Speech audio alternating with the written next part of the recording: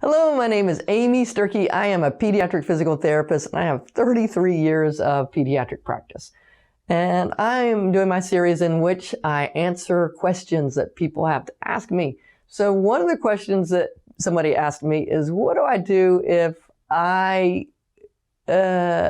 dislike my physical therapist? Well, that's a tricky question. Okay, so I think there are a couple of things to consider. One is like or dislike. That's probably one issue or another. The question that you want to ask is my child making good progress with this therapist? Because sometimes the therapist can be really regimented, and that is what the child needs, and that might not be your favorite style, but is it working for your child? So that's the first thing you want to look at is my child making the progress that I think that child should make? So let's go to the next question, which I think is what you're saying, is what do I do if I think my child is not making the progress that I want the child to do, and my child also dislikes the therapist?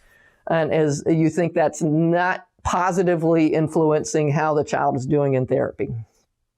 Tough question. So, I think as a therapist, I have to remember that I am a service that I provide to families. And I have a personality, and my personality does not work with everybody. Amazing to think that, but true. I've certainly had families who have switched off of my caseload because I was not the best therapist for their kid. And that's tricky. But it is the case that everyone has their own personality. Every kid has different needs. And as much as a therapist might try, they might not be the best therapist for that child. So what I would recommend you do is have a sit-down talk with a therapist and say, I'm worried that my child is not making the progress that they could. What could we do different?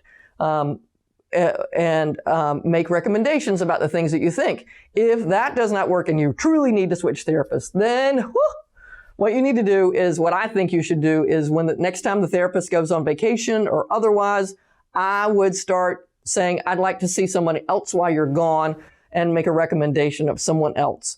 And I think it's sort of like a job. You shouldn't quit one job until you have another job lined up. I don't think you should quit therapy unless this is some drastic situation until you have another therapist set up. So I would recommend getting a flavor of different therapists when your therapist is on vacation, and then politely asking, I really like the style that such and such Kimberly had with my kid. I would like to switch for a while just to get a change of scenery and just to get a different style of working with my child.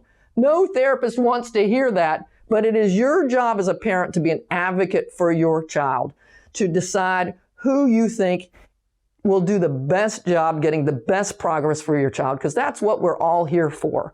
And any therapist that you have to say that to, if you say it with a kind heart and placing your needs, the needs of your interest on your child's progress, no therapist is going to say, no, you can't switch. They might have a hard time with it, but they shouldn't show you that. And they should listen to this lecture and remember that you can't be the perfect therapist for everybody. I hope this is helpful for you. I am enjoying answering these questions, and I would love for you to send me a question. My name is Amy Sturkey, and my email address is amysturkey@gmail.com. And I'll look forward to talking to you next time. Thanks a lot. Bye-bye.